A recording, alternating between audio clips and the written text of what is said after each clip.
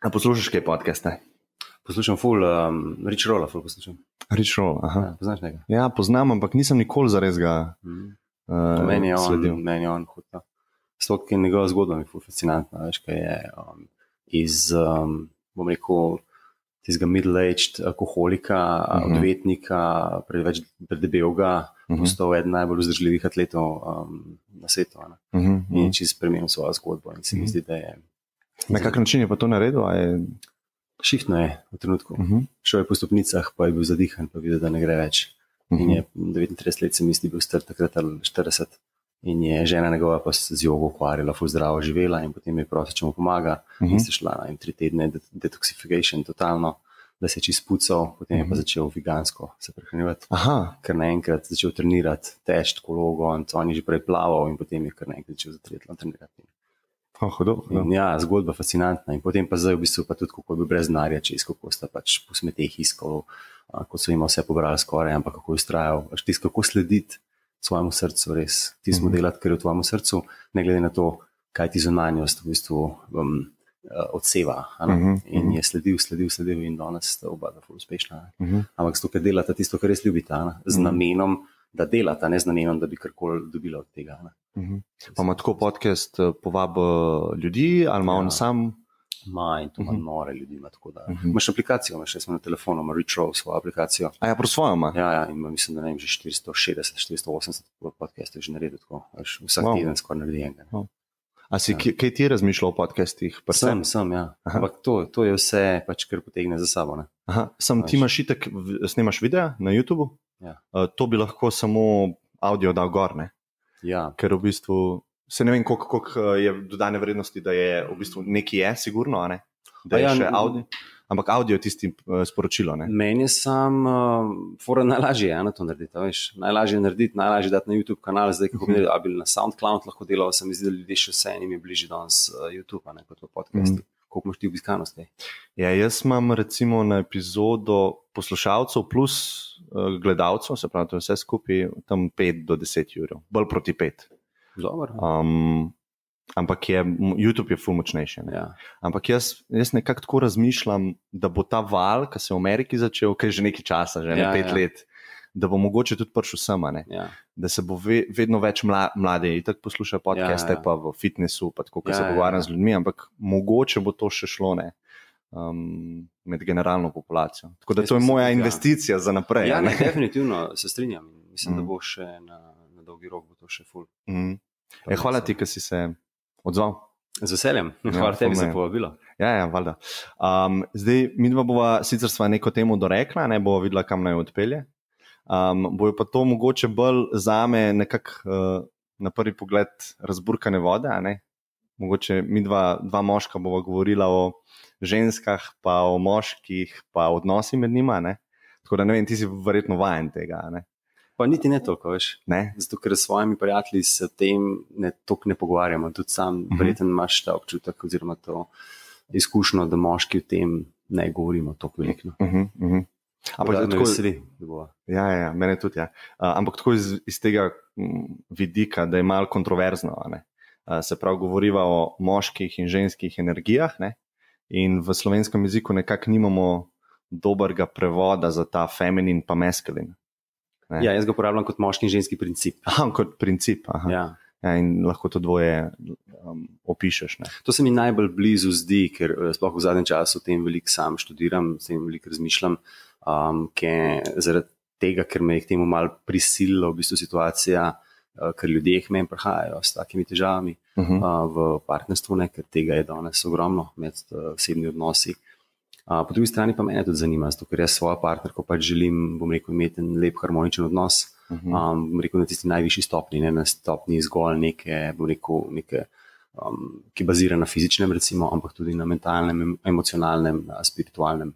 Se mi zdi, da je tukaj pač dobro razumeti ta princip ženski in moški, ki je v vsakem od nas, ki je v meni in v tebi in tudi v ženski, pravzaprav oba principa, jih poznati, jih negovati, jih pravilno uravnovesiti, potem pa pač stati v tistem principu, v katerega sem jaz pač rojen, jaz sem moški in je dobro, da gojim svoj moški princip, ne pa da ustajam v svojem ženskem principu. Ampak obstajajo tudi moški, ki imajo močnejši ta ženski princip, ne? Seveda, in veliko žensk zdaj obstaja, ki imajo pa zelo izrazit moški princip. V bistvu. Ampak s tem ni nič narobe, ne? Sem govoriva o polarnosti teh dveh. Ja. Ne, da bi bilo karkoli narobe, tako pač so se odločili oziroma tvoje življenje jih pripeljalo, ampak se mi zdi pa še vseeno, da veliko žensk, s katerimi imam mesto pravka, se želi tega malo znebiti. Ker želijo one zopet stopiti v to svojo žensko energijo, to svojo žensko polarnost nazaj. Ker ti ženska je tista, ki pleše, ki je spontana, ki je sproščena, ki lahko se nasloni na svojega moškega, ki ni treba ves čas se odločati v življenju za stvari. In zdaj, če ženska je recimo cel dan upeta v neko službo, kjer mora recimo voditi, se odločati, sprejemati neke pomembne odločitve, ima morda za sabo še 3, 4 ali pa 10 zaposlenih, ki jim mora pač dajati neke naloge, potem si zvečer, ko pride nazaj k svojemu moškemu, ne želi tega delati tudi doma. Veliko žensk pa to dela potem tudi doma. Se pravi, nekako družba je. Kdaj pa misliš, da se je to začelo dogajati, da se je ta družba začela nekako spreminjati? Ne? Zato sem mislil, da bo kontroverzno. Ker mi dva zdaj rečeva, moški princip je vodenje, organiziranost, takšne stvari. Ne? Ja. In mogoče kdo lahko to sliši, da je to samo moški zmorejo. Ne? Ja, definitivno ne. In mislim, da se je s to emancipacijo, v bistvu s to začelo pa ženskah pojavljati.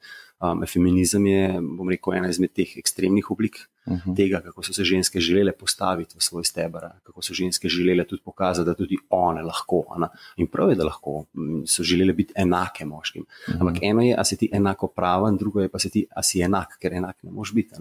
Jaz tudi ne morem biti enak ženski, lahko sem pa enakopraven z njo, oziroma ženska enakopravna z moškim. Se pravi, po pravu, da imava enake pravice, recimo, da imava možnost enake plače, da ima možnost enakih pač volilna pravica in tako naprej, vse, kar se je dogajalo. In se mi zdi, da je pač z emancipacijo se ful to začel pri ženskah pojavljati, ker ženske so izredno sposobne. Ženske imajo pač poleg tega, da lahko rodijo otroka, kar je verjetno ena najbolj močnih stvari, ki jo pač človek lahko doživi. Novo življenje, ja, in skrbijo potem za to novo življenje 24/7, ne glede na to, a ima ona še v službi svoje probleme, a ima z moškim probleme, ona bo še vedno za tistega otroka 100% tam. Mame imajo pač to sposobnost in ženska je tista, ki je močna in jaz jo izredno spoštujem. In bi rad pomagal v bistvu, da bi lahko se nazaj zopet sprostila, da ne bi bilo potrebno, da ona vodi celo svoje življenje, da organizira celo svoje življenje, ker sta zato tudi mogoče moški pa ženska skupaj ustvarjena, da skupaj se prepleteta in da lahko pač si malo porazdelita te vloge. Se pravi, ti imaš močnejši ta moški princip, če prav razumem, in iščeš pol, ki ima močnejši ženski princip.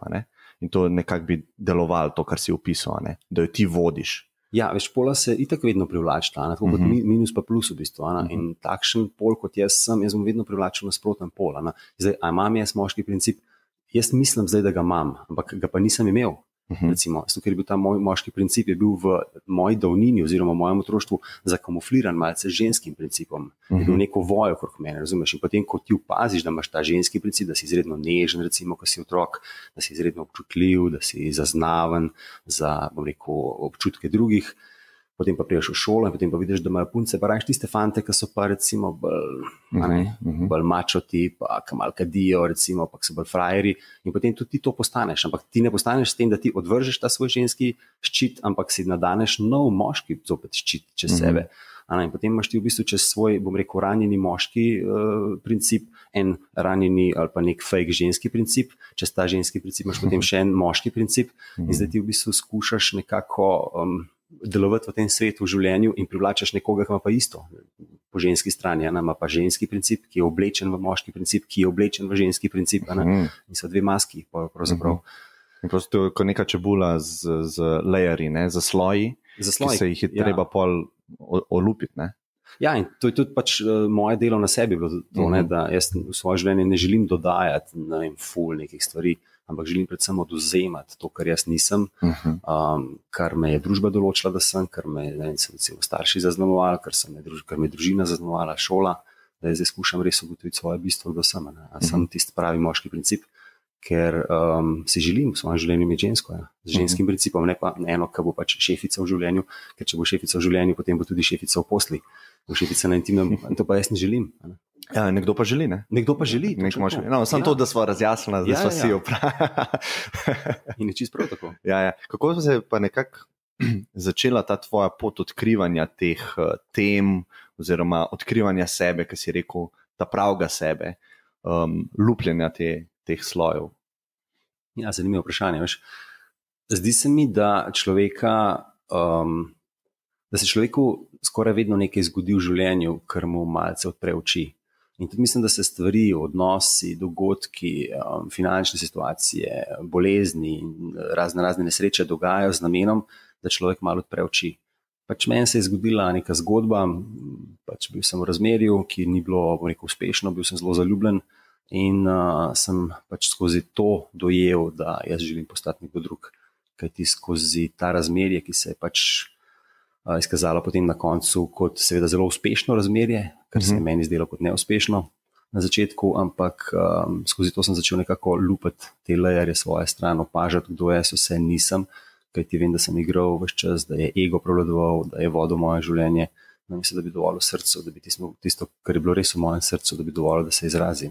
In sem si potem želel pravzaprav malo naliti čistega vina in ker se je to začelo dogajati, potem se pač ne moreš ustaviti, potem pot pač gre naprej in teče in to se dogaja še danes.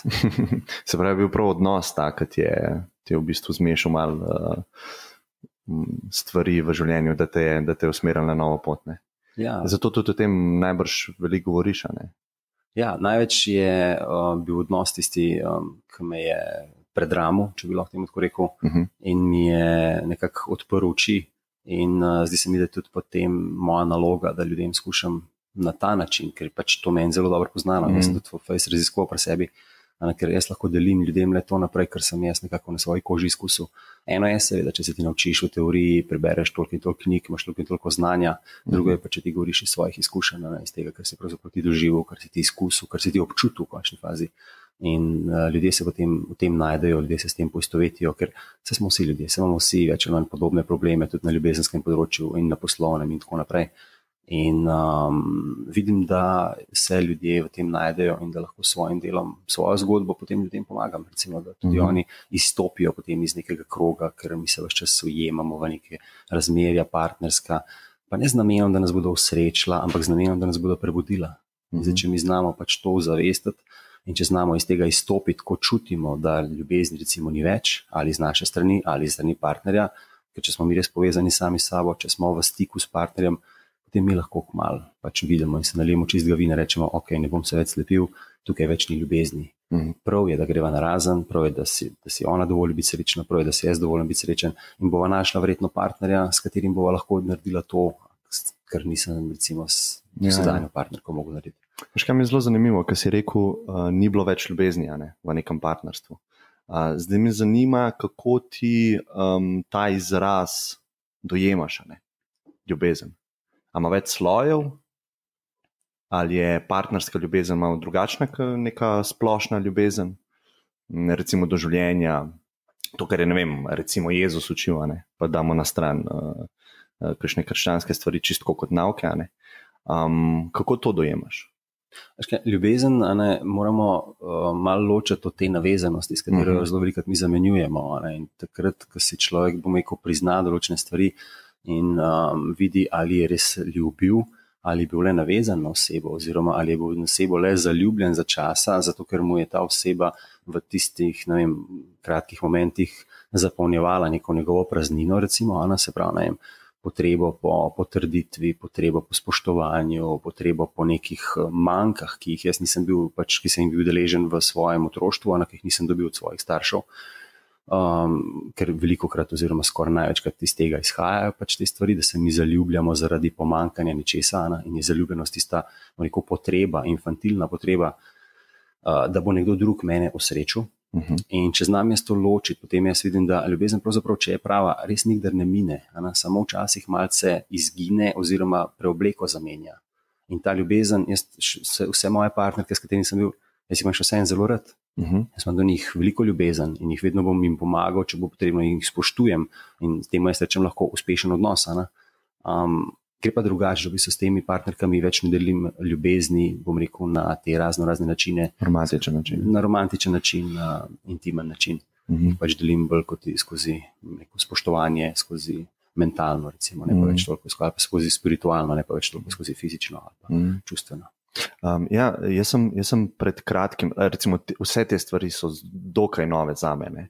Jaz sem sicer star, sem 29 let, ampak nikoli prej nisem nekako partnerstva doživljal na tak način, kot ga zdaj, ne. Pa da imam sploh lahko ta pogovor ali pa da sploh mislim, da dojemam, o čem se govori v ljubezni, ne. Da se je bilo to tako, vzel sem tisto, kar sem želel, ko mi stvar ni več služila, sem jo odstranil iz svojega življenja, ker sem mislil, jaz imam pravico to narediti, ker je moje življenje, ne. Če komu ni všeč, ima on isto pravico, ne. Tako sem nekako dojemal, ne. Zdaj pa malo drugače, ne.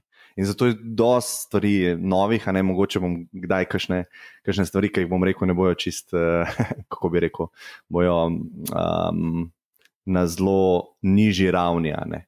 Ne, se znam vse v tekstu, tako da zelo dobro me sprašuješ, mislim, zelo dobro, mi je ful všeč. Ja, hvala.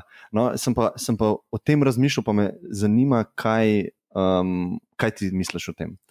Ko sem pred časom imel nekako potrebo, ali pa sem nekako misel mi je prišla, da bi svoji partnerki rekel, da jo ljubim, ne. Me je neki noter ustavil. Ustavil me je pa to, ker nisem zares vedel, kaj to pomeni. Ne, nisem nikoli prej razmišljal, kaj to sploh pomeni, če to rečeš, ne? Kaj sploh je ljubezen. Ne? In zelo hitro se je pol to zgodilo v glavi, sem začel razmišljati o tem, ne? In sem prišel do te teorije, ki je mogoče malo utopična, ne? Da ljubezen je vedno brezpogojna ljubezen, recimo prava ljubezen. Ne?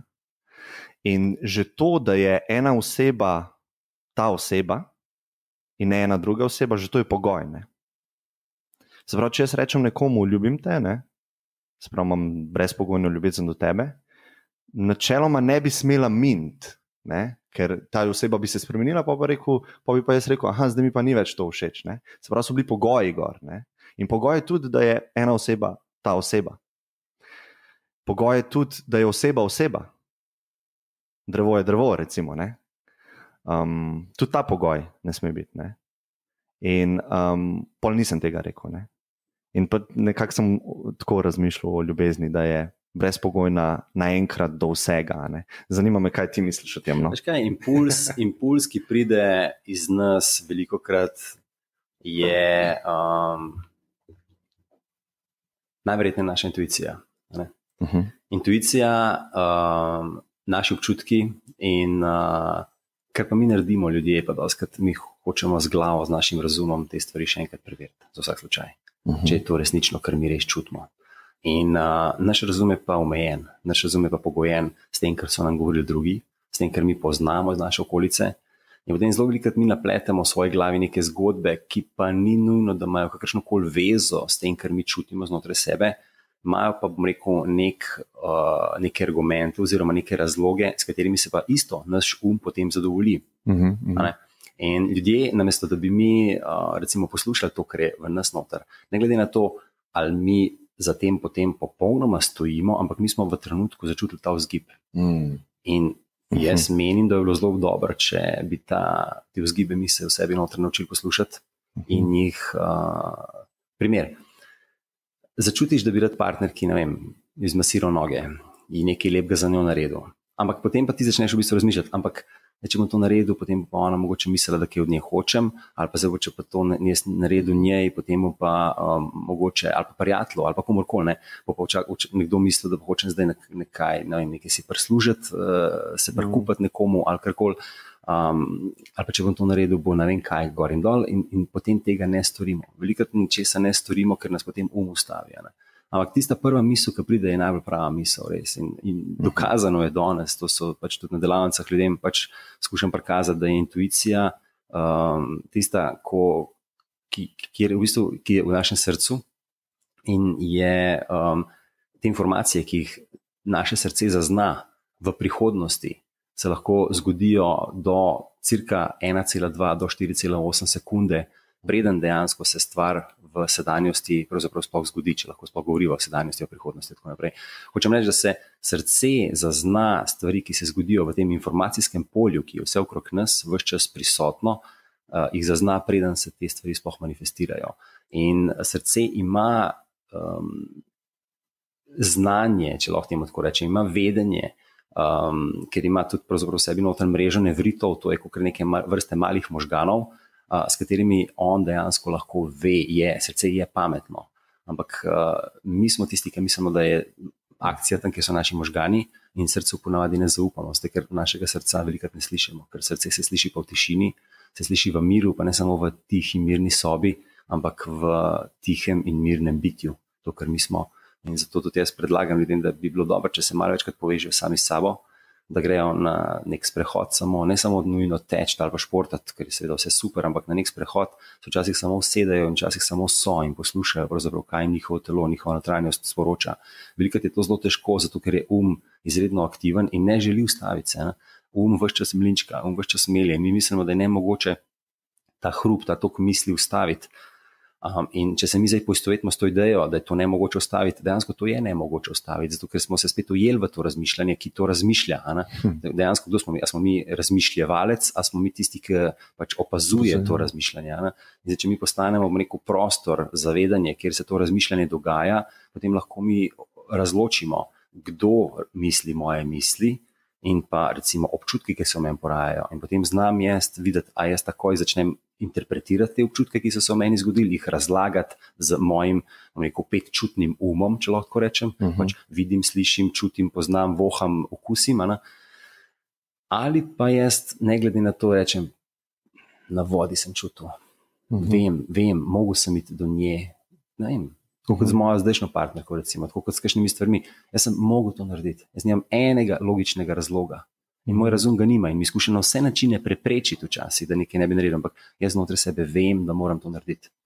Vem, tako kot vem, da moram napisati knjigo, vem, da moram deliti svoje stvari, ne glede na to, da ljudem marsikomu to ni všeč, da marsikdo tega pač ne počne. Mislim, da se mu pač zdi to, kar jaz počnem, pač mogoče čudno, ampak jaz to moram narediti, ker če tega ne bi naredil, če ne bi sebe poslušal. In če se vrnemo samo nazaj, ko hočeš nekaj narediti, je vedno tisti prvi impuls, ki je v tebi, ampak stotinko zatem se bo pojavil potem tvoj razum, tvoja glava, ki bo skušala opravičiti, da morda tega ne narediš. Ali pa narediš ali pa razmisliti, je dobro ali slabo, da se to naredi. Ja. Zato pravim, ni treba, da mi samo srce poslušamo, ne pa da gremo vedno samo za srcem. Fajn, če znamo uskladiti ravnovesje med našimi mislimi, med našim razumom in našim srcem. Naj srce pelje, ampak ne pa razum še vseeno, mečkano organizira potem korake. Nekako, da se to vse alajna med sabo, ne? Da ni nasproti. Ne? Da ni nasproti, pa da ni samo enega, recimo. Da ni samo zgolj razumsko, čeprav pač srčno ti čutiš, nekoga imaš rad, ampak razumsko ne boš tega rekel, ker se tega po 2 mesecih še ne reče, ampak ti dejansko lahko človeka ljubiš prvič, ko ga vidiš. Jaz sem svojo partnerko videl prvič, jaz sem rekel, jaz te ljubim te. Prav rekel si. Ja, jaz te ljubim. In vedno te bom ljubil. In vedno jo bom ljubil, tudi če karkoli se zgodi, ker jo ljubim in vem, da je v meni ta vzgib. Kakšna je bila pa njena reakcija na to? Nasmejala se je, pa čutila je podobno. Čutila je podobno. Mi se vedno privlačimo potem enaki, na enakih stopnjah, na enakih nivojih. Tako da je razumela, ko sem jo povabil, sem prišel do nje, ker je pač tuje države, sem prišel do nje, jaz sem prišel sem. Zakaj? Zato, ker želim s tabo iti na kosilo in na večerjo ali na kavo, karkoli boš pač mi dovolila, in rad ti bi povedal ene določene stvari. Zdaj mogoče si boš mislila, da sem čist nor, da sem čist prefuknen, ampak jaz bom to naredil. In ker je to men, ker to moram narediti, ker če tega ne bom naredil, potem zvečer ne bom mogel zaspati v miru. In ti veš, da ne boš mogel zaspati v miru, ker si se naučil odprej, ko nisi v Bogu tega. Nisem tega naredil. Tako je, In ne bom mogel mogoče čez toliko in toliko let umreti v miru, zato ker takrat tisti punci nisem rekel, da jo ljubim. Ja, to je zelo dober argument za ta instinkt. Ne vem, če sem kdaj slišal božga. To, da se alajna med sabo. To, ker pol imaš konstantno borbo vse pa. In to ljudje vse čas imamo, v bistvu. In mi sploh ne vemo, mi včasih ne vemo, kaj nas vleče, ampak z razumom hočemo potem to interpretirati. Ampak razum je omejen na to, kar smo bili naučeni v mladosti. In zdaj nekdo je bil v mladosti pač naučen, zelo nekih, omejujočih prepričanj, nekih vzorcev, ki mu ne dovoljujejo sploh drugače razmišljati. Če si pa ti v družbi, recimo, kjer so starši zelo odprti, kjer je bila ljubezen, v družini je tekla, recimo, kjer so se pogovarjali vsem, imaš vzorce popolnoma drugačne, kot pa nekdo, ki tega ni imel. Tudi preden sva začela snemati, sva se pogovarjala o tem ustvarjanju. Ti snemaš YouTube videe, jaz sem začel ta podcast snemati, in jaz mislim, da je zelo podobna stvar. Jaz sem noter čutil, da nekaj moram začeti delati, potem pa je razum se vklop, strah, koliko stvari je še za narediti, preden se to sploh začne, to noben ne dela, to ni pametno. Ne? In zelo zanimiv, ne vem, če poznaš knjigo od Stevena Pressfielda, War of Art. Znana. On ta strah, interni dialog poimenuje resistance. Temu se reče upor. Ne? In ti imaš konstantno, tvoj ego išče razloge, zakaj nečesa ne bi naredil. Ne? Sploh pri ustvarjanju je tako. Ne? Ja. Ti si v bistvu YouTube channel odprl, oziroma blog prvo, ne? Najbrž, in se snemaš. Ne? In to se daš v bistvu na razpolago. Ne? To mal ljudi ima v bistvu tako, ga strah prej zadrži pri tem. Ne?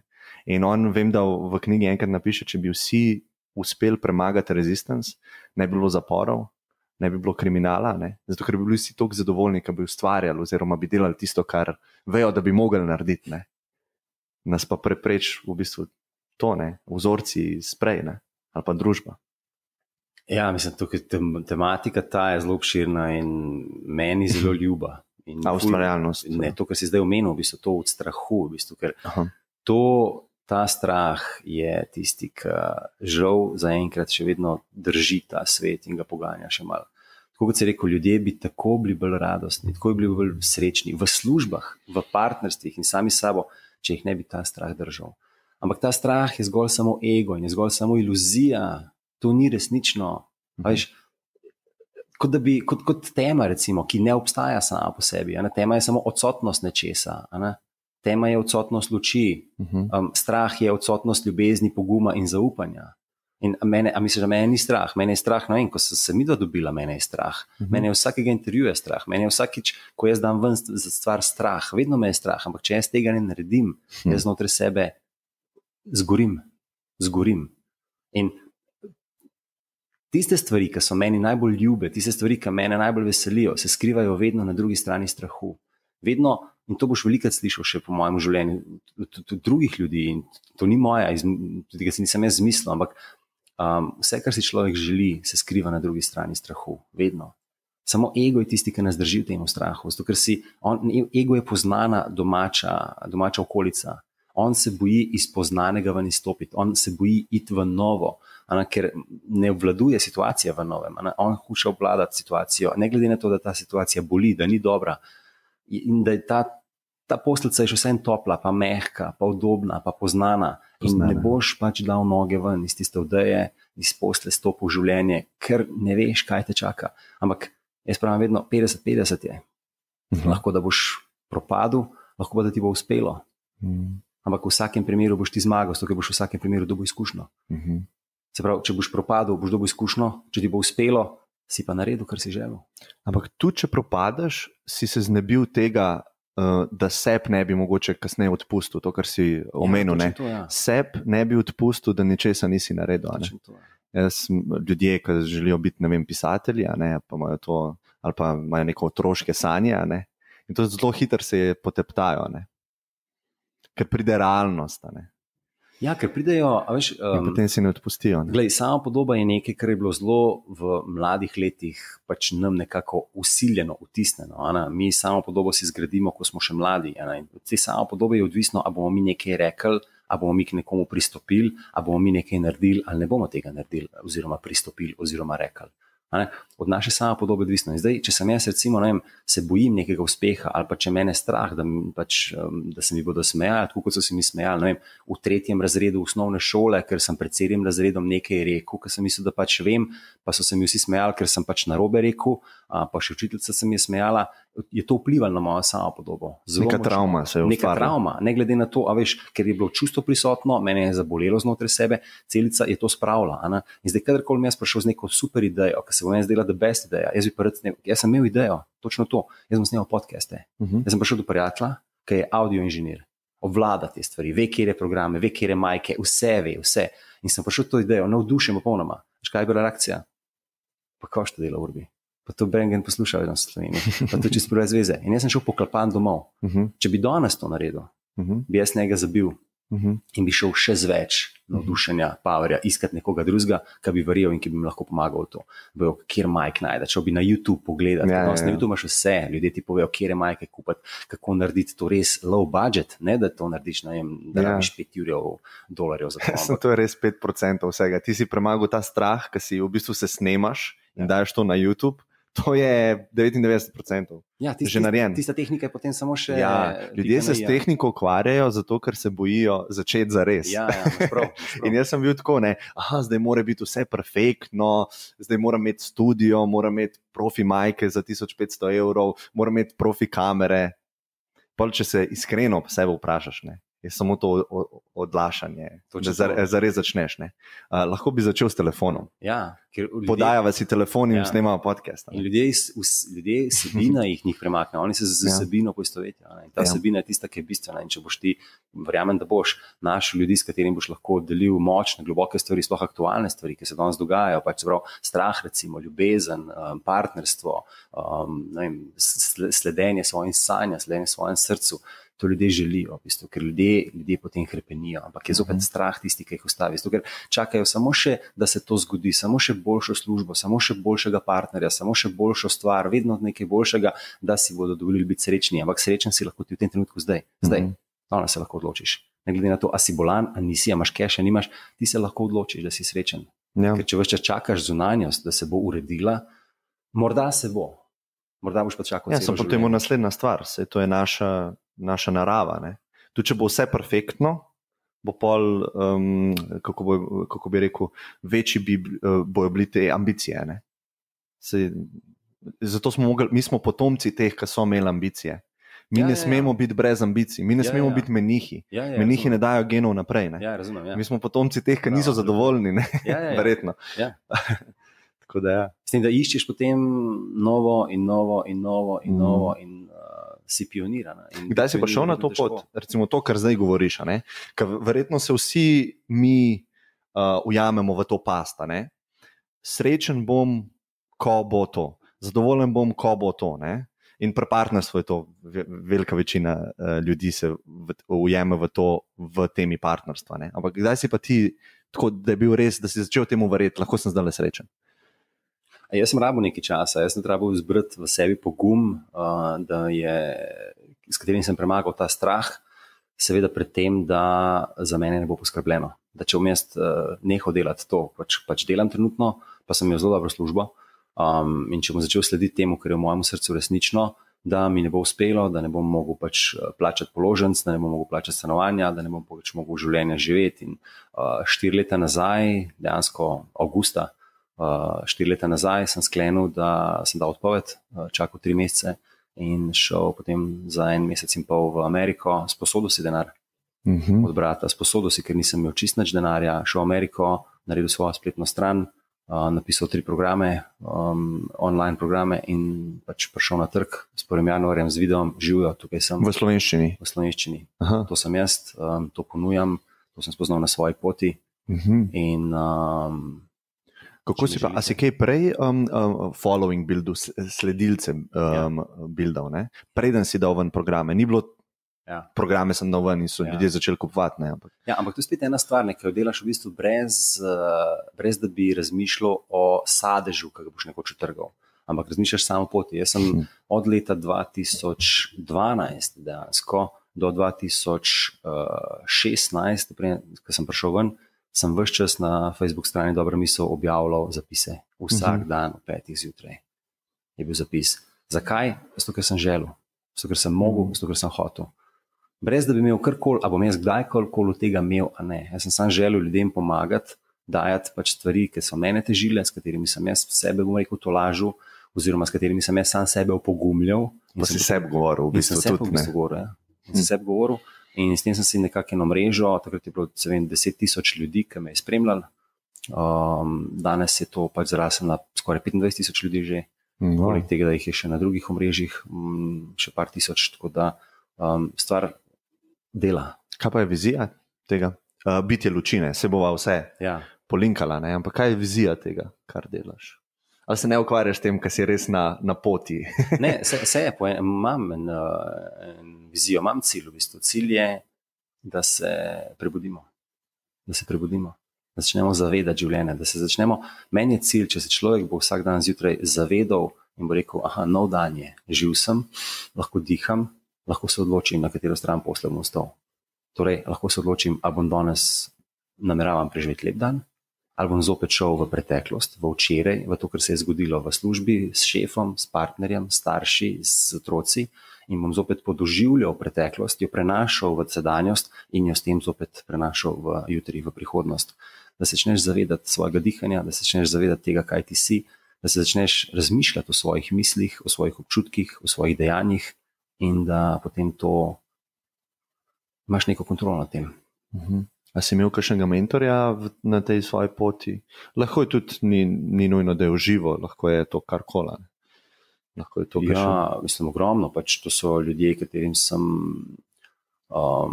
dal veliko pomena, kot so pač razni pisatelji. Se pravi, Eckhart Tolle me je zelo zaznamoval, ta njegova knjiga Trenutek zdaj in pa Nova zemlja, pač kjer sem se soočil s svojim egom in potem zdaj, kjer pač res vidim, da je zdaj vse, kar je pomembno. Ta trenutek ni pomembno, kaj je bilo, preden sem jaz prišel, niti kaj bo, ko vam jaz šel od tebe stran, ampak da mi da zdaj tukaj stvarjava. Potem Rich Roll je bil eden, to je ultramaratonc ameriški, ki je imel fascinantno življenjsko pot in je pravzaprav začel delati tisto, kar ga res veseli, kar je v njegovem srcu, in njegova partnerka, ki ga je ves čas spodbujala in ga je popolnoma brezpogojno ljubila, ga sprejela, takšnega kot je. In zdaj pač se to kaže skozi njegove uspešne podcaste, skozi knjigo, ki jo je napisal, skozi delavnice imata, retrite imata, veganstvo sta oba dva noter pač šla popolnoma. In to so neke inspiracije, ki jih dobivaš, se mi zdi ves čas malce od odzune, drugače pa sem skušal pravzaprav učiti se od vsakdanjih ljudi, od vseh, od ljudi, ki jih srečujem, lahko je to prodajalec, lahko je to smetar, lahko je to pač srečaš v Barceloni smetarja, ki je vesel. Se od njega lahko, ko ga vidiš, se lahko od njega trenutku lahko veliko naučiš. Ta človek je verjetno mnogo bolj srečen kot pa nekdo, ki ima praktično vse v svojem življenju. V materialnem smislu. V materialnem smislu, seveda. Ja, perspektiva je res vse, ne? Ja, če znaš pogledati to stvar, ja. Se to je pa naš ker misli, da je objektiven, ne? Vsak za sebe misli, da je objektiven, pa da ima resnico, ne? In če jaz vidim to kot slabo, jaz imam slabo službo, potem je to resnica, ne? Za njega. In to je to, kar si rekel, ne? Tisto, kar verjameš, je v bistvu res v tvojemu vesolju. Svet je takšen, kakor še ne? Ja. In zdaj, ali jaz v njem uživam, ali jaz v njem trpim, je odvisno od moje perspektive v bistvu, ne? In ravno zadnji sem se z nekom malce dopisoval, ki je pač ena punca, ki je imela zgodbo za sabo, pač je imela neke težave, neko bolezen in pač ja, težko je videti nekomu, ki si vpet dejansko v to noter, ampak za veliko ljudi, ki jih tudi poznam, so bile tudi travme posilstva, ali pa recimo genocidi, ali pa pač zgodbe ljudi, ki sem jih slišal, so bile znak prebujanja. In jim je pomagal videti v bistvu dejansko, da je bil to za njih blagoslov v življenju, ki jih je pomagal vzbuditi, da oni so sebe pravzaprav, bom rekel, odkrili, kdo sploh so in da so začeli svoje srce deliti svetom naprej, kajti to je meni se mi zdi smiselno, da mi delimo. Kajti če jaz delim in če ti deliš, potem midva, ki smo v interakciji, oba dva tudi prejemala. In tudi v partnerstvu, če se malo navežejo zopet. Dvakrat. Jaz od tebe dobim plus takrat, ko sem dal, ne? Jaz dobim tudi neki efekta, samo ko dam, tudi če ne dobim nazaj. In ta energija, če več čas kroži, potem se mi izmenjavamo, si dajemo več čas energije in se med nami pretaka, tako pa mi to energijo zdržujemo. Energija pa mora krožiti, energija mora, in z denarjem je veliko krat tako, ne. Pač mi ne želimo dobivati veliko denarja, ne želimo ga pa toliko dajati, v bistvu, ampak mora krožiti. In s tako mero, mislim, da tudi Jezus je pač to rekel, ne, s tako mero, ko boš ti meril, s tako mero bo tebi odmerjeno. Ampak zdaj, a ti boš dal nekomu brezpogojno, kupil si nov plašček v Zari za 150-200 evrov, potem vidiš brezdomca, ki zmrzuje na cesti. A mu boš dal plašč, ali ne? Ali boš pogledal stran in šel mimo? Težko odločitev. Mogoče niti ne pogledaš stran, ampak sploh se ne zavedaš. Dostikrat ljudje niso krivi, jaz ne krivim ljudi nikoli, ne? Pa sebe probam, ne? Ko nekaj naredim, kar bi moral, oziroma dobro bi bilo, da naredim, nisem se pa zavedal, spravo nisem imel zavedanja. Nisem se odločil, ne bom dal nekomu, ki potrebuje, ne. Ampak v svojem svetu sem umazan z stvarmi, ki je družba dala, ne. No, vidiš, in to je pa to, kar sem prej omenil, v bistvu, kaj je moja vizija, moj cilj, da bi se čim mi zavedati tega.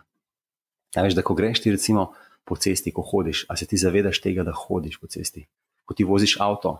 Jaz sem zadnjič se pelal iz Budimpešte do doma, jaz sem ves čas bil resno v zavedanju. Skušal sem se zavedati, držati roke na volanu, gledati v vzvratna ogledala, se zavedati, da vozim, biti v trenutku, dihati zraven, se zavedati samega sebe. Pa ti misel uide, pa pride neko razmišljanje, pa kaj moraš jutri, pa kaj je bilo. Ampak jaz sem se 4 ure 15 minut, 530 km, jaz sem se skušal čim bolj zavedati samega sebe. Jaz sem tukaj, jaz sem v momentu, moje misli, če mi niso všeč, zakaj jih potem razmišljam? Zakaj pustim, da me peljejo, recimo, pa ti si nesposoben, pa ne znaš, pa to ne bo šlo. Zakaj dovolim temu, da me prevzame in potem se jaz zgubim in sem postanem popolnoma nezavesten? Sploh če so negativne misli, skozi to vpliva na... In to ful vpliva na tvoje čustva, na tvoje občutke, ker misel kot neurotransmiter, ki ti sprožiš misel v svojih možganih, se sprožijo neuropeptidi, to so pa neki tipi hormonov. In tipi hormonov, pač te hormoni tečejo po telesu do celic, to so pa kemikalije močne. In zdaj, če ti s svojimi, bom rekel, mislimi sprožaš neke določene kemikalije in če te kemikalije bombardirajo tvoje celice vedno znova in znova in znova, ti sprožiš odvisnost. In zdaj, če ti pač si ujet v negativne zgodbe, ti rabiš negativne zgodbe, ker boš tako zadovoljil svoje telo, kot če bi prižgal cigaret ali pa če bi, ne vem, pač šel v nakupovanje ali pa s hrano ali pa karkoli, v bistvu, s čimer mi tešimo na svoje. Odvisnosti. Ja, poznamo odvisnosti, ki jih tretiramo kot odvisnosti. Odvisnost na to, slabo razmišljanje, pa ne govori se toliko o tem. Odvisnost od jeze, odvisnost od strahu, odvisnost od smiljenja samemu sebi. Odvisen si lahko od smiljenja samemu sebi. Ker sproža občutke v telesu in te občutki so prijetni. Zadovoljivo. Na nek način. Na nek način, ja. Pa ta identiteto, jaz sem depresiven, recimo. Ampak ok, to lahko greva, pač je tretirana kot bolezen, ampak je zelo kontrast imamo. Se pravi, na eni točki zdravnik diagnosticira, to je depresija. Potem imamo pa še vse, kar je pred tem. In to ni enka ali nička. To so vsi gradienti do tega. Tako da, želiš še govoriti, če greva nazaj na partnerstvo. Malo sem razmišljal o iskrenosti. Valjda je dobro biti iskren v partnerstvu.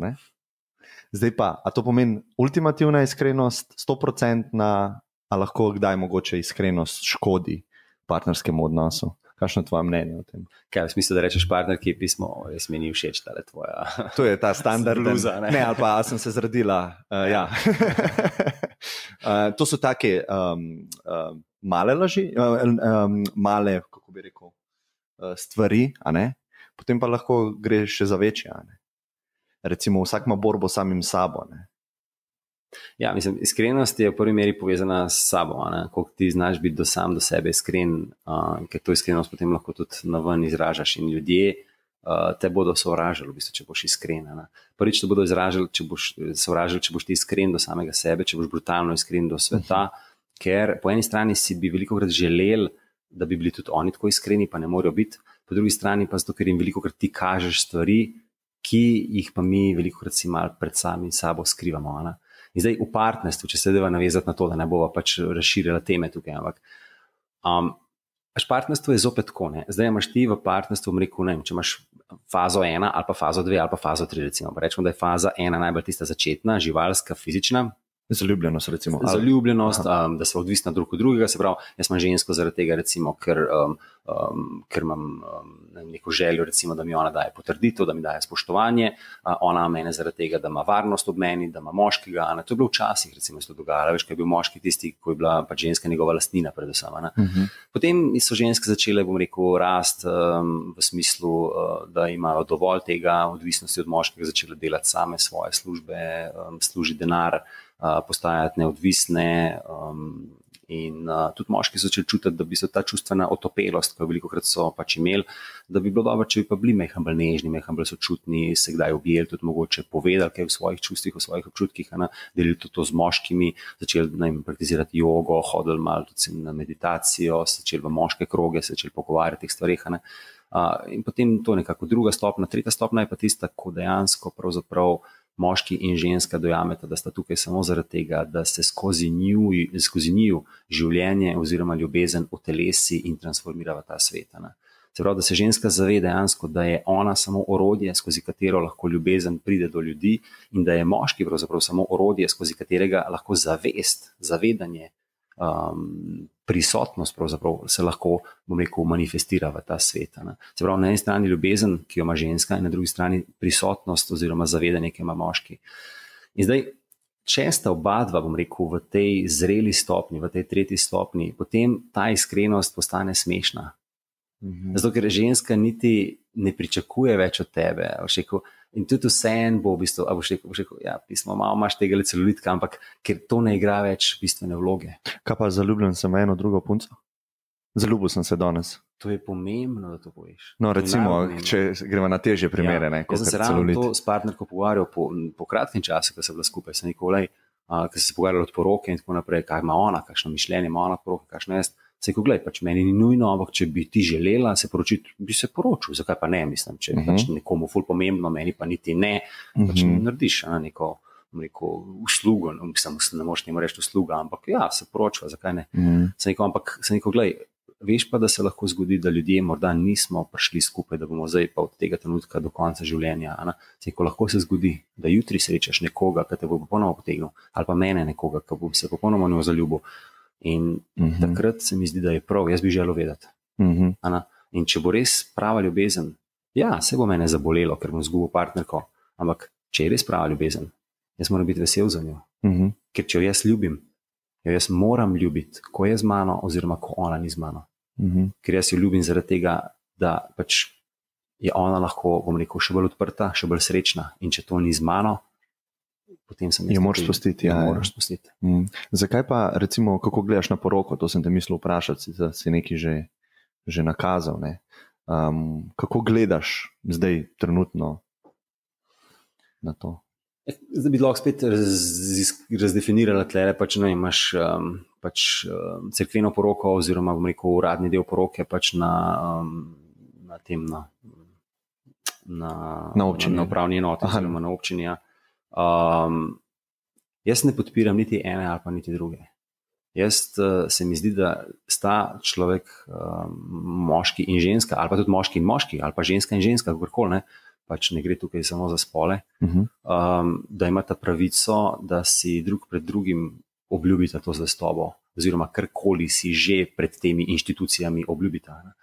Sam sem bil prisoten na parih porokah in moram priznati, da me je fasciniralo v bistvu, kako si ljudje obljubijo določene stvari, kako jih podpišejo in kako si mora to država potrditi, da to resnično bo delovalo. Ker če to ne bo delovalo, recimo, potem bo lahko partner iztožil drugega partnerja, ker mu ni omogočil tega, kar sta ona. To je pogodba, to je posel, to je trgovanje, to zame ni ljubezen, nima veze z ljubeznijo. In zdaj, če se jaz recimo z nekom, bom rekel, poročim za voljo tega, da imam, ne vem, pogostitev za ljudi, ki so nama blizu, za ceremonijo, da se mi pred nekom dava obljubo, potem ja, to popolnoma podpiram, če se oba dva tako odločita. Ampak če pa je, bom rekel, tukaj neko nezavedno dejanje, oziroma da to naredimo zaradi tega, ker se pač tako dela in niti ne znamo drugega načina, potem pa tega ne podpiram. In ravno zanimivo je, ker sem zdaj povabljen na poroko naslednje leto, 2020, se prijatu in pač njegova partnerka poročata in sem me prosila, če bi jaz vodil ceremonijo, če bi jo jaz poročil. In jaz nisem matičar, z tega ne morem narediti, ampak ona da ne želita niti tega. Nima je dovolj, ja. Nima je dovolj, da data, da ima jaz povem nekaj, ker pač vem, da bomo lahko nekaj lepega za njih pripravil, ker pač veliko pišem o ljubezni, veliko govorim o partnerstvu in sta mi zaupala pač, da bom to ceremonijo njuno vodil. In a bo to dolgo 5 minut, a bo to dolgo 15 minut, še ne vem, sploh se bom prepustil, ampak ona da se želita na ta način dati. In samo želita nekoga, recimo, da ima ta dogodek malce popestri. Malo imamo kot družba, imamo malo krize na tem področju, zato ker sej statistike najbrž poznaš ločitev, ne? Se pravi, mi si obljubljamo nekaj, potem pa 50% ljudi pač, kako bi lahko rekel, ni nujno, da razdere obljubo, ne? Lahko se tudi vzajemno zmenijo, da niso več za skupaj, ne? Ampak ta obljuba ne pomeni več velika, ne? Se mi zdi. Meni pa glih to, pa to je spet moje nedavno razmišljanje, nisem tako razmišljal lani recimo, Zelo zanimiv mi je ta koncept obljube, ne? Da nekomu obljubiš, karkoli se zgodi, jaz sem tukaj za tebe. Karkoli. Zelo zanimiv koncept je, ne? Ker nekako vse te naše strahove malo umil, strahove, da ne bomo sprejeti. Ne? Strahove, če bom nekaj narobe naredil, me bojo zavrnili. Tako, kot si rekel, v šoli se mi bojo smejali. Ne? Mi smo tako straumirani s tem, kaj si bodo ljudje o nas mislili, pa da ne bomo sprejeti, da ne bomo dobili te ljubezni prave. Ne? In da ti pa nekdo reče, karkoli boš naredil, ne bom šel stran. Ne? To mi je zelo zanimivo. Ne? Zelo zanimivo, pa lepo. Ampak ti lahko nekomu to obljubiš? Spet smo v tem, v sedajnosti lahko, tako kot si prej rekel. Na dolgi rok, jaz sebe ne poznam. 5-letni jaz nisem, jaz trenutno ne vem, kdo to je. Tako da, težko je. Jaz ne moram obljubiti nikomu. Aha. Jaz ne moram partnerki obljubiti, vedno bom za tebe tukaj. Ne moram obljubiti tega. Kaj pa če rečeš po svojih najboljših močeh? Svojih najboljših močeh. Ja. Sem to vsak naredi po svojih najboljših močeh. En ima zelo malo moči, ne? Ne, to je tudi res. Ne, ful zanimiva tematika, ampak stvar je v tem, da smo mi tako ujeti v te vzorce tradicionalne naše družbe, ne samo naše družbe, ampak pač tega sistema, da dejansko sploh ne upamo iz tega ven izstopati oziroma razmišljati malce ven iz okvirov. In kdo začne mečken ven iz okvirov razmišljati, ga takoj užikosajo za malce drugačnega in ga ne sprejmejo. Recimo ena stvar, s katero sem se nekaj časa nazaj ukvarjal, ne obremenjeval, ukvarjal, je samo všečen. Dobiš od ljudi recimo podatek, da si samo všečen. In potem sem šel raziskovati, da bi se samo všečen, da sem samo všečen. Seveda v slovenskem knjižnem jeziku oziroma slovarju slovenskega knjižnega jezika se ta beseda primerja z narcisoidnostjo in tako naprej. V bistvu pač nekdo, ki je sam sebi všeč. Nekdo, ki je sam sebi všeč, ampak se to je smisel življenja. V bistvu. Jaz sem sebi všeč. Predispozicija. Hvala Bogu, mislim, torej deluje, kar sem počel na sebi. Sam sebe dol daješ skozi. Sam sebi sem všeč, super, ampak mi tega ne maramo, mi ne spodbujamo tisti, ki so sami sebi všeč. Zdaj, eno je tukaj prevzetnost, seveda, ki s tem lahko pride, nekaj drugega je popolnoma, pa če si ti sam sebi všeč. Ker če si ti sam sebi všeč, potem boš ti tudi pravzaprav ljudje sprejemal takšne, kot so, boš sprejemal popolnoma, ker se ne boš več primerjal, ker se ne boš več identificiral z drugimi, ker ne boš več skušal se, ali ne boš se več poniževal pred njimi, ali postavljal nad nekom, boš sam sebi rekel všeč. In zdaj te vzorci, v katerih mi živimo, pač, da to ne smemo biti, da to ni dobro, ker to je negativno v družbi, se pa nanaša na te stvari, recimo, ki si jih omenil v partnerstvu, pa v vezi.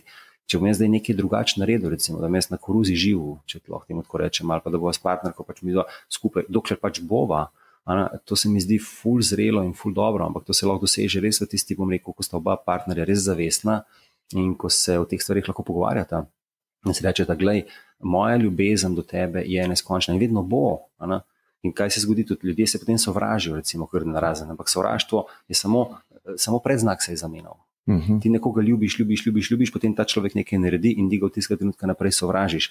Samo predznak se je zamenjal. Ljubezen, ki je izražena na negativen način v končni fazi.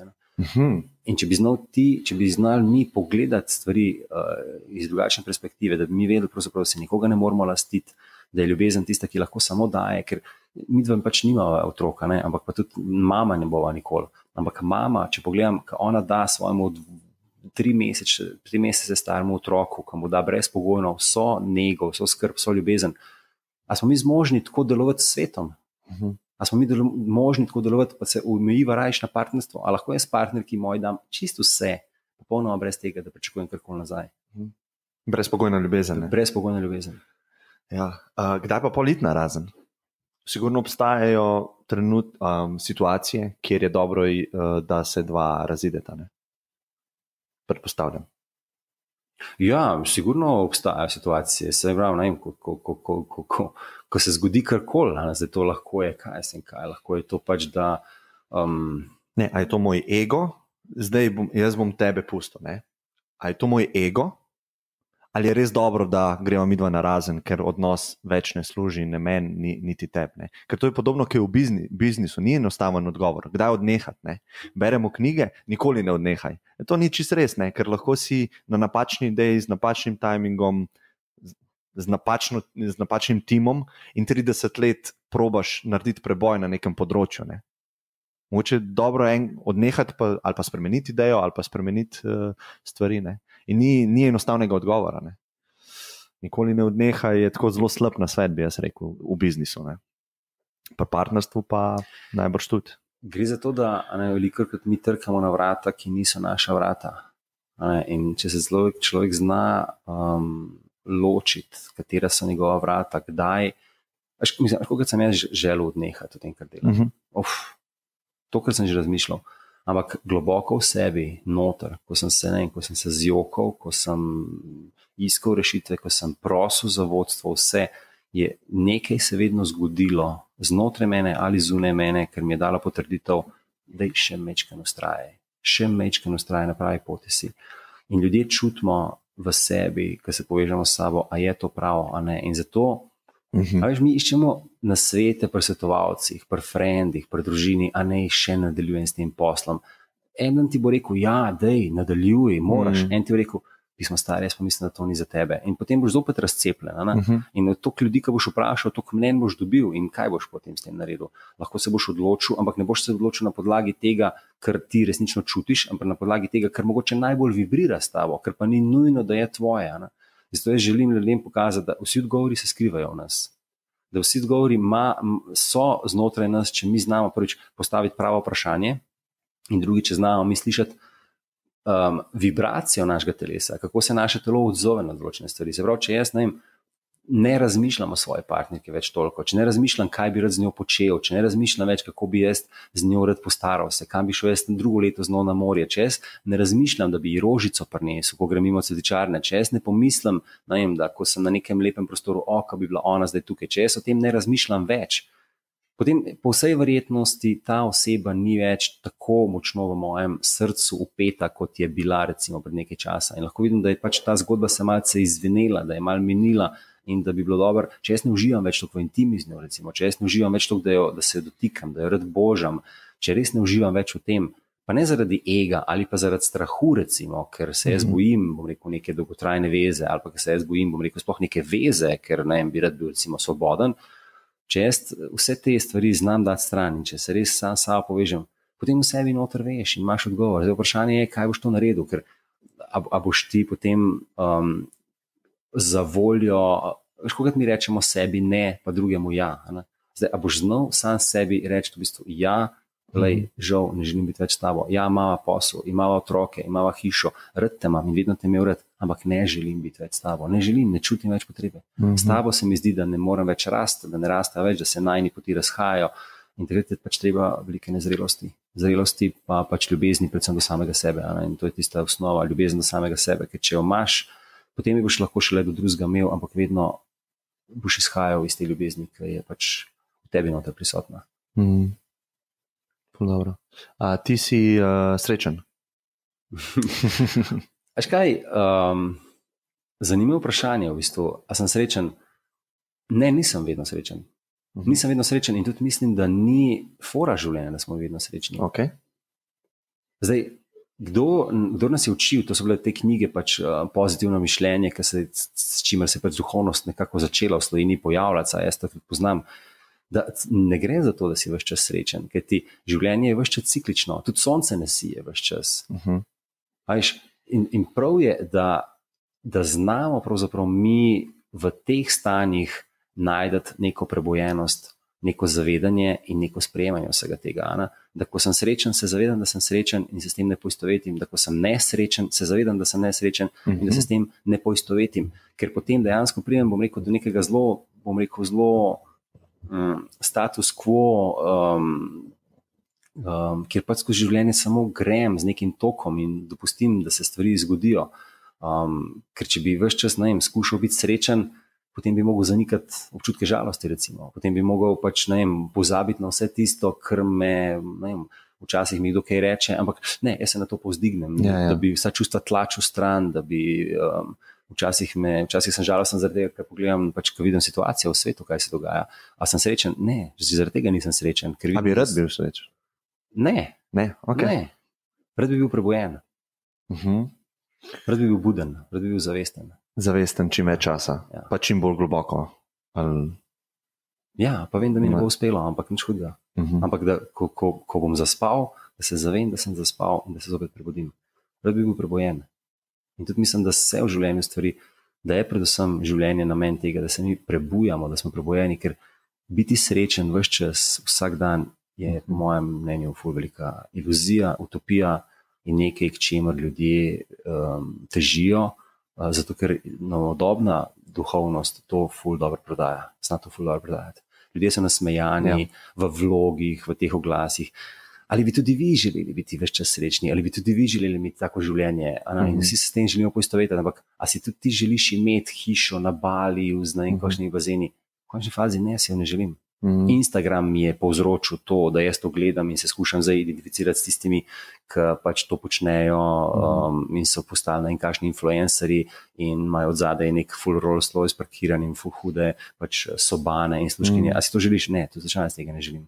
Želim si imeti vrt, za katerega bom skrbel sam, kjer bom vsako jutro lahko bos šel tja, si mu trgal špinačo, si mu trgal peteršilj, si mu trgal kale, si naredil smuti sam, jaz uživam po spravljanju svojega stanovanja, čim manjše je, boljše je, ne rabiš tega, ampak te stvari so tiste, ki so atributi za srečo in mi k temu potem nezavedno težimo. Šele ko se pa ti kot človek malce prebudiš, pa vidiš, da to niso želje, ki so tvoje želje.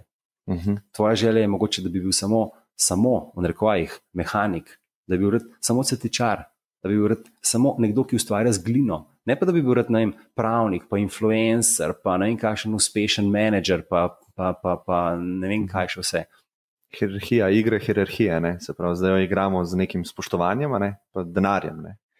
In se pravi, v bistvu igramo igro, ki mi nismo naredila, ne? Niti je ne želimo zavestno igrati. Ne? Se pravi, jaz moram, kot si rekel, pravnika, ne? Zakaj bi jaz rad bil pravnik? Ne? Zato, da me ljudje spoštujejo, pa da imam denar, ali si jaz res imam rad to delo, ne? To je pol razlika. Ne? Točno to. Samo rad imam lahko tudi pol spoštovanje, ne? Ampak to je ta igra ega, ne? Ni v bistvu iz tebe, ampak je bilo nalepljeno na tebe skozi življenje. Ne? Ta želja. Ego se ne zaveda, da je sreča ves čas v njem že prisotna. Samo on jo skuša te prikazati skozi razne atribute, ki so zaradi te družbe, tudi s katero pač je ego pogojen, so danes pokazatelji, kaj bo tebe razveseljevalo. Ker počakaj malo, december, bo malo tukaj, ko imaš to, ko imaš novo hišo, ko imaš novo stvar, ampak karkoli se zunaj tebe spremeni, te lahko osreči za nekaj časa, za en teden, mesec, leto dni. Koliko časa si ful srečen, ko si zaljubljen? Ful si srečen 2 tedna, 3 tedne, en mesec, 2 meseca, noro srečen. Čez pol leta, čez en leto, ni več. A poznaš Dan Bilzeriana, poznaš? Ne. Na Instagramu, ta z brado, nek Instagram influencer, ki ima ful punc, pa jahte, pa avti. Ful znan. Ti bom pol poslal, sam da vidiš. Sej verjetno veliko poslušalcev bo vedela. Ne? On je bil na enem podcastu in je rekel, da si on to iskanje sreče, ali pa oziroma te dopamin pa serotonin, da si je to on vse pokvaril, ne, s tem. Ker on je imel vse, kar si lahko je zamislil. Ne? In je rekel, zadnjič je opazil oglas, da pride nov ven Ferrari, en nov model.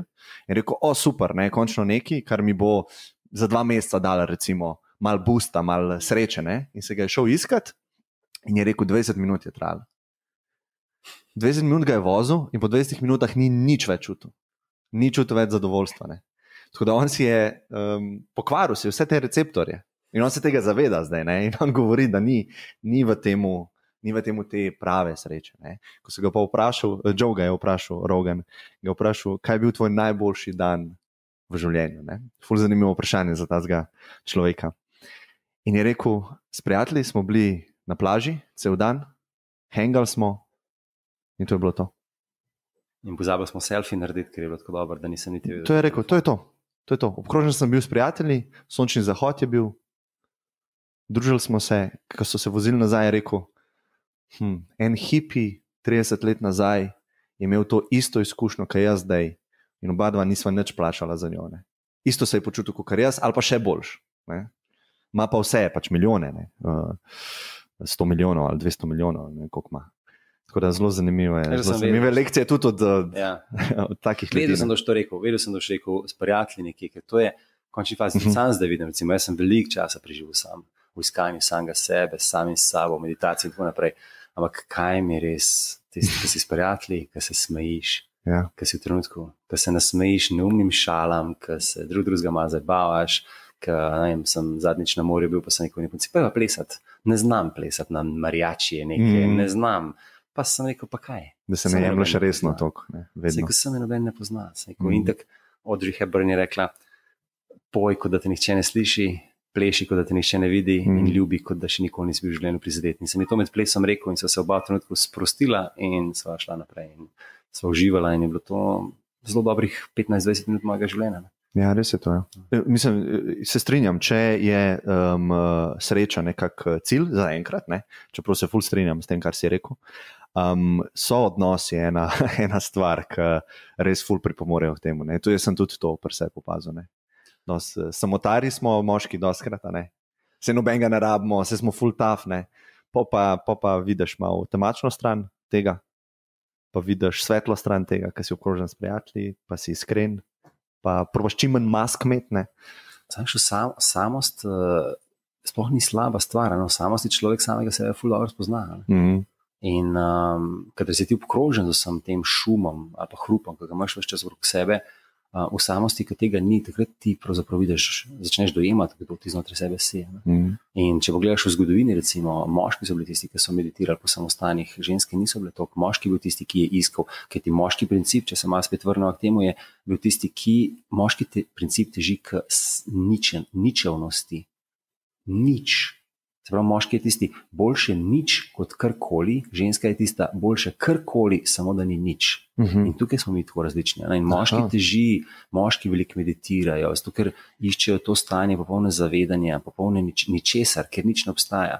Če prideš v sobo, kjer sta moški in ženska in rečeš, tukaj zdaj boste v tej sobi, gledajte v to steno, pridem čez 10 ur nazaj, bo veliko moških rekel, hvala Bogu. Hvala Bogu, ni me nič treba, ni mi treba se ukvarjati z otroci, ni mi treba se ukvarjati z mojo službo, z mojimi projekti, s telefonom, ni mi treba nič, jaz samo sem. In za moške je dokazano, da lahko dejansko živi, njegovi možgani še delujejo, s tem, da zgleda, kot da je že mrtev v bistvu. On pač leži, gleda fuzbal, gleda televizijo, kaj delaš? Izklopljene, ja. Izklopljene čiste, ženske tega ne znajo, ženske tega ne da ne znajo, one pač tega ne morejo, ker tudi pač ni v njihovi naravi.